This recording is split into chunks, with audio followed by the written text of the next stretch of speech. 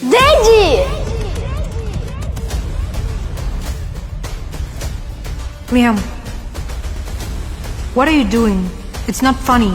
Do you know how many women send to me their child and ask to call me daddy? You wanted my money. I didn't send anyone to you. Why don't you give him a proper family? Don't you dare tell me and my son how to live our lives. Liam, come on. No woman has ever put Bryce in his place before. They were all infatuated by his strength and authority. At that moment, he was pushed to the wall for the first time.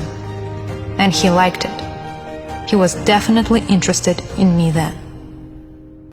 Natalie was 19, drunk and deliriously happy that night. She was going to marry Nick, the love of her life, the very next day. Her head was buzzing from the drinks, but she remembered stumbling her way down the dimly lit corridor to her room. She was out as soon as she hit the bed. It was much later when Natalie felt the bed sink under Nick's weight. When she woke up in the morning, she couldn't help but smile. Even though she had a splitting headache, she felt deliciously sore and alive. She heard Nick taking a shower in the bathroom and had half a mind to join him when she heard a knock on the door.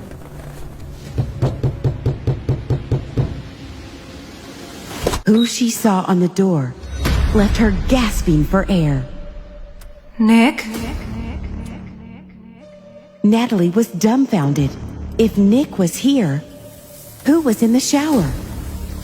Who was the man she had mistaken for Nick last night? The mess in the room was evidence of what had happened there. Natalie didn't know how to explain and barely got a grip on her thoughts. How could she have lost her virginity under such strange circumstances? What should she do? She couldn't bear to stay in this room even a second longer. She hurriedly picked up her clothes from the floor and rushed home. But bigger surprises awaited her. How? How could you do that? Natalie's father, Tom, was furious. She knew she wasn't going to get any support from her family either.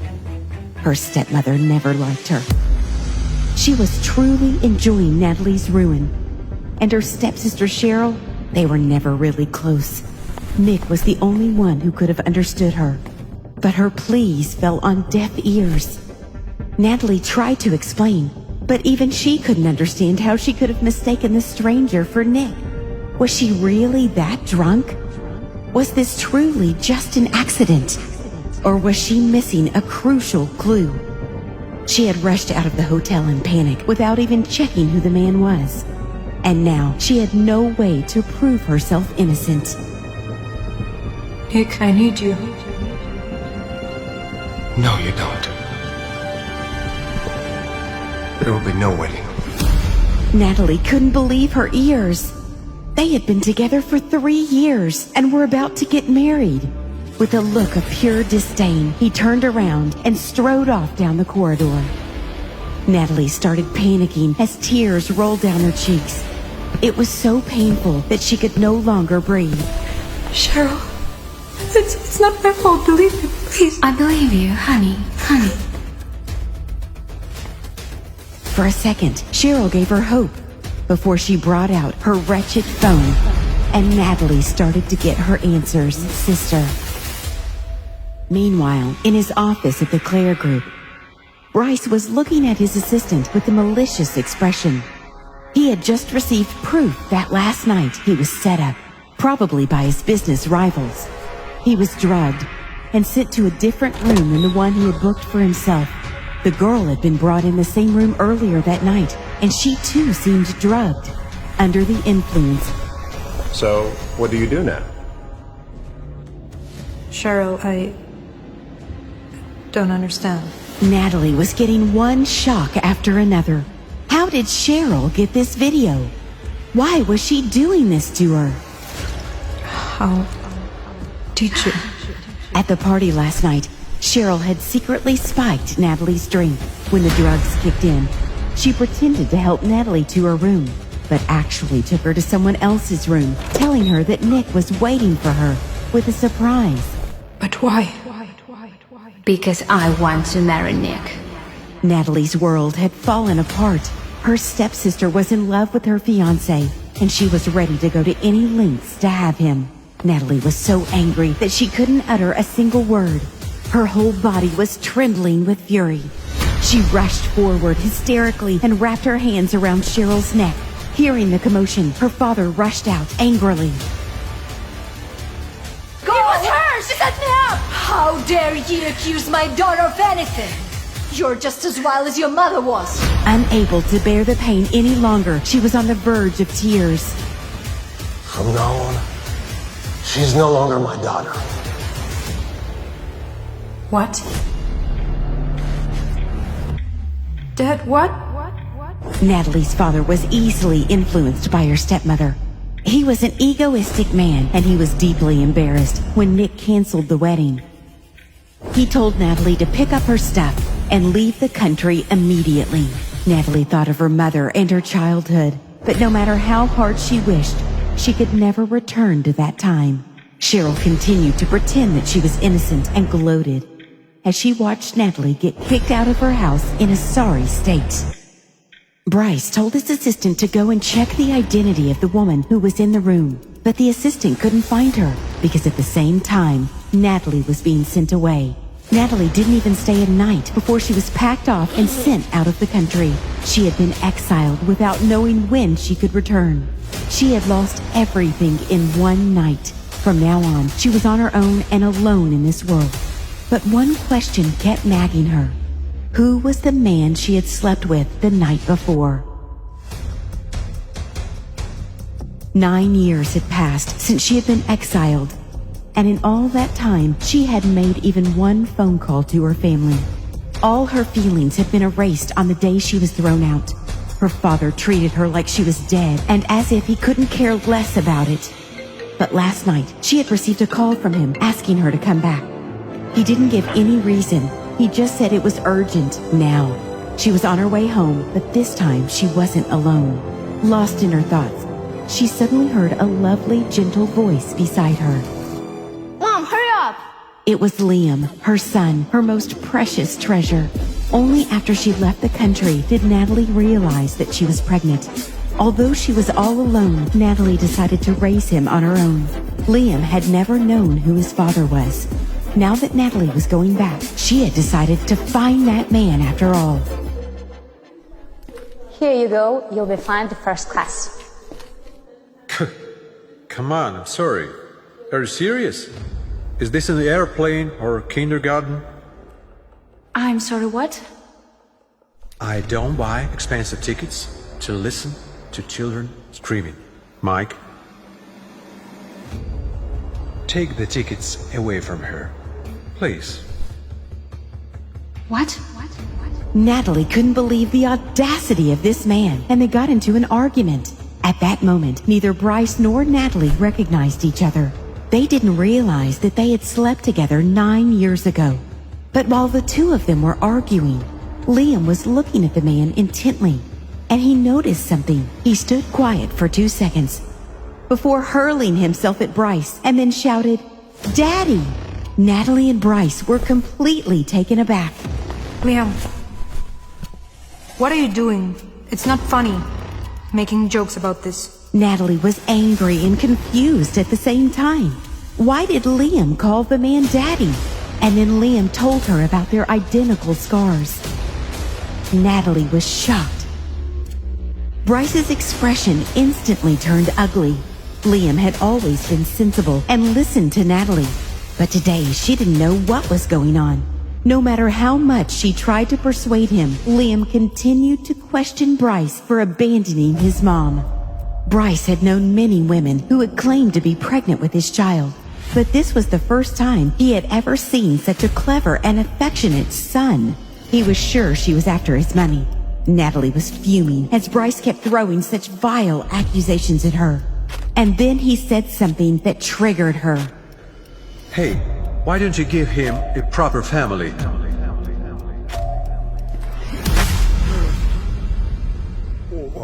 Don't you dare tell me and my son how to live our lives. Liam, come on. Natalie ignored the fuming man and went on her way. No woman had ever put Bryce in his place before. They were all infatuated with his strength and authority. But for the first time, he had met his match, and he was amused by her. Natalie didn't understand why Liam had called him Dad. It was their first meeting after that night. But they had no idea that their fates were already intertwined.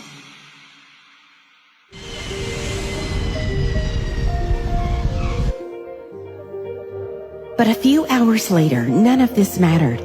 Natalie was returning to her hometown without a clue of what had happened there. As she led Liam out of the airport, she bumped into Cheryl and Nick, who had come to pick her up, and the fog started to lift. Hey, Natalie! Cheryl held Nick's hand and smiled, leaning on his shoulder. Natalie thought that she no longer felt anything for them. But after seeing this, the hatred in her heart skyrocketed. Her stepsister and her ex-fiancé were getting married.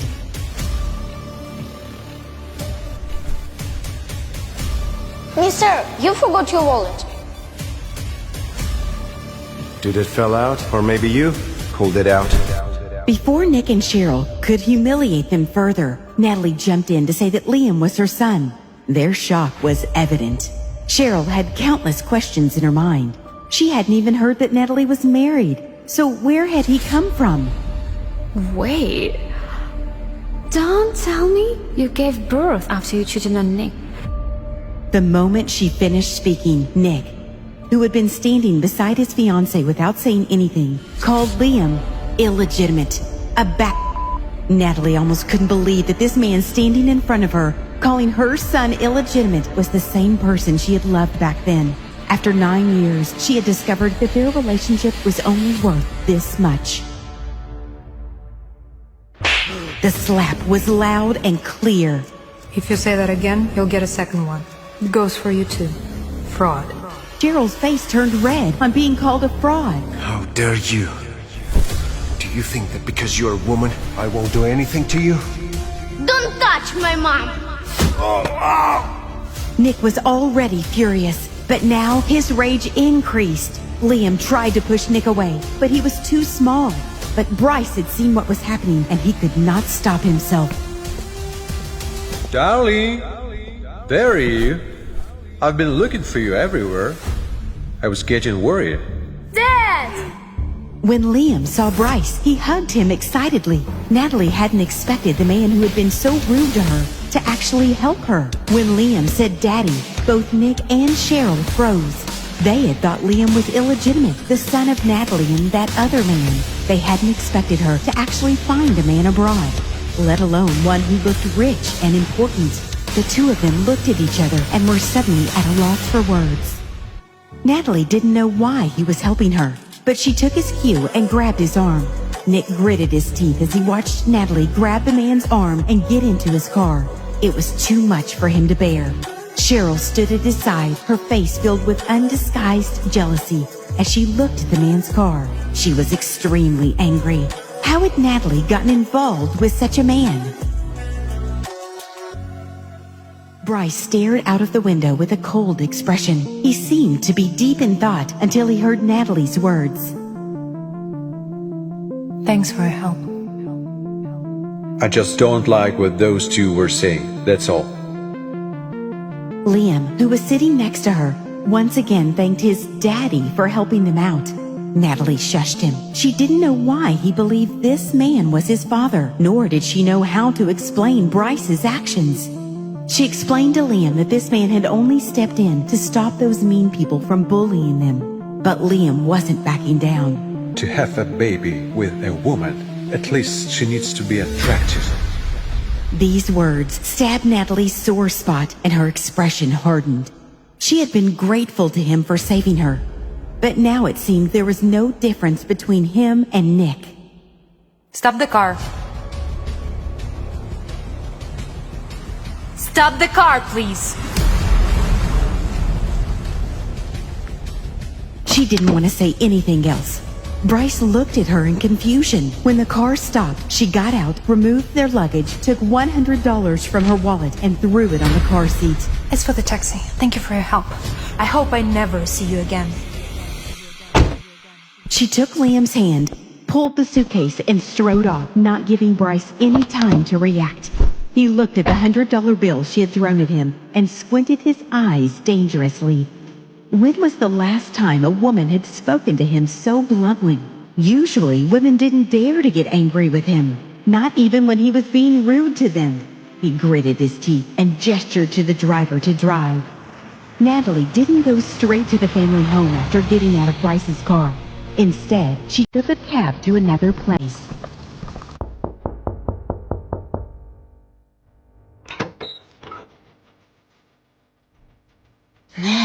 Granny. Natalie quickly stepped forward to hug her granny. Her heart warmed and her eyes filled with tears. How much suffering have you endured while you've been away? Hello, I'm Liam. Her grandmother was the closest person in the world to her. Naturally, she was overjoyed to see her precious granddaughter and delighted to meet Liam. She doted on him, wishing that she could keep him locked up in her heart. After a really long time, Natalie was able to breathe freely in a safe space. Having experienced so many things in her own life, Natalie's granny knew what to ask and what not to ask. And since her granddaughter didn't seem to want to talk about it, she didn't ask about the child or who his father was. Natalie stayed at her grandma's for the night. She was happy to come back to the place she had spent her childhood in. After a long time, she didn't feel alone in this world. She felt good here, and nothing could destroy this euphoria. Nothing except... Hello again, sis. I knew this was the place to look for you. I don't think we have anything else to talk about. Please, don't bother me, okay? Wait. We didn't really want to come here. Yeah, Daddy asked us to come. He wants to see you right away. She didn't want to have anything to do with her family anymore, but she still hadn't made this clear, so she needed to talk to her father face to face. Liam! On the way to the family mansion, none of them said a word. It was clear that Cheryl hadn't come here on her own initiative. She still deeply hated Natalie and didn't want to see her. The car soon arrived at the family home. Natalie saw that the yard was pretty much the same as it had been when she left, but the situation was different now. She could no longer face these people with a calm demeanor as she had before.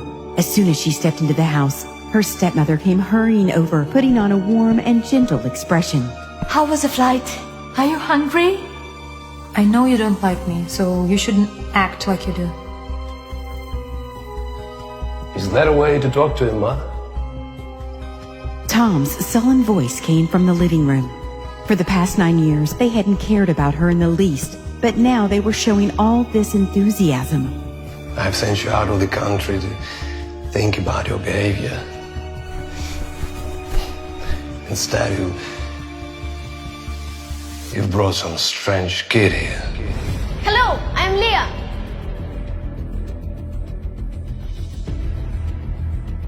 I will never accept him as the part of the Davidson family. Tom was breathing heavily, and Cheryl found the perfect opportunity to instigate him. Daddy, don't be so angry. This child, it's not his fault. Besides, he's your grandson. Don't you dare call him that. She purposely emphasized the word grandson because she knew this would make Tom even angrier. No one knew what it had been like for Natalie to be exiled abroad.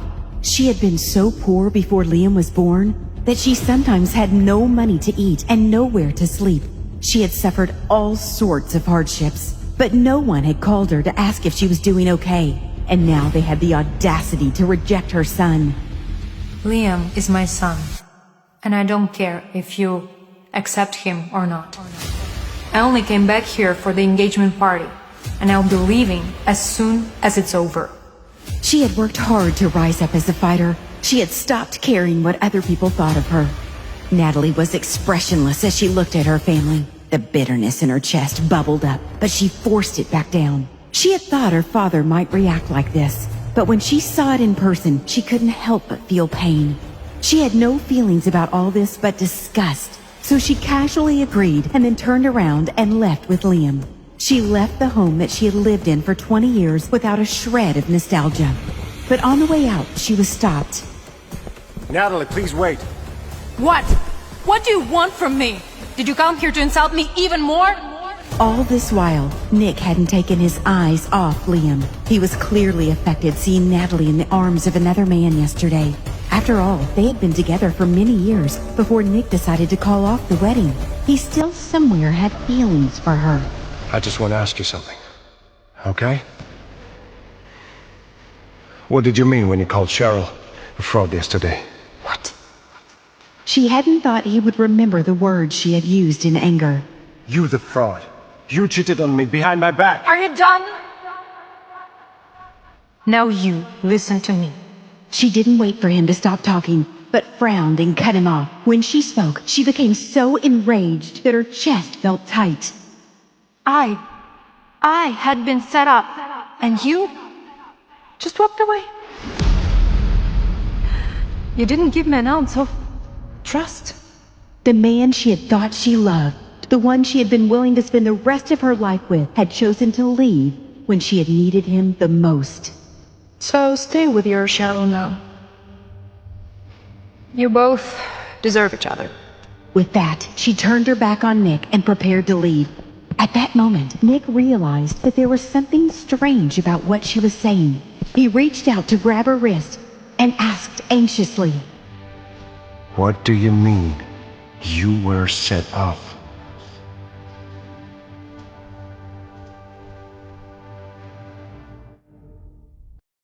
To listen to the full audio series, install the Pocket FM app now.